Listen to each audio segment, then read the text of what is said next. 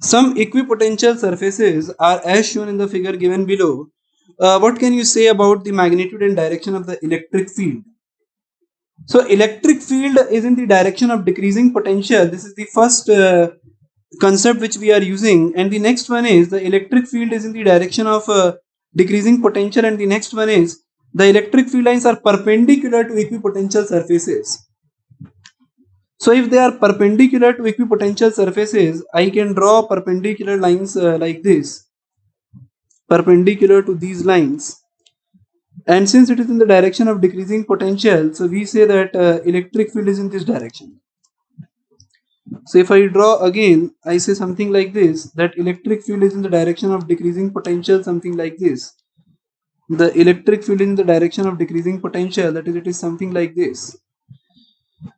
So if I select one such triangle from here, that is this one, I can draw this as something like this,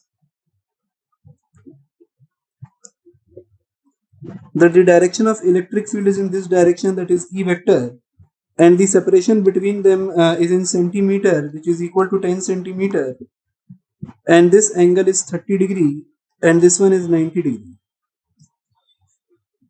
So the separation between the two equipotential lines will be treated as ER, where this is the R we are using, and the potential difference is 10 volt.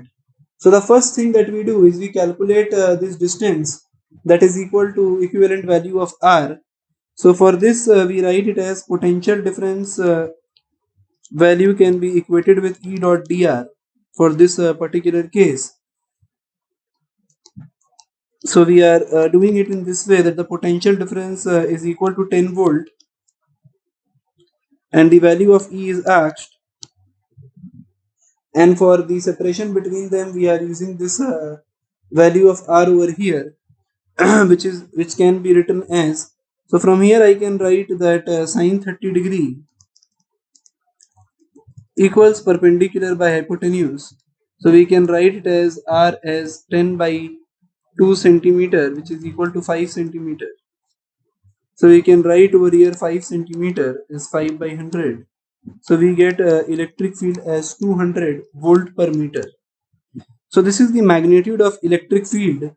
The question is also asking the direction. So it is since it is making an angle of 90 degree with this axis, so I can say that the total angle is becoming 120 degree with the x-axis.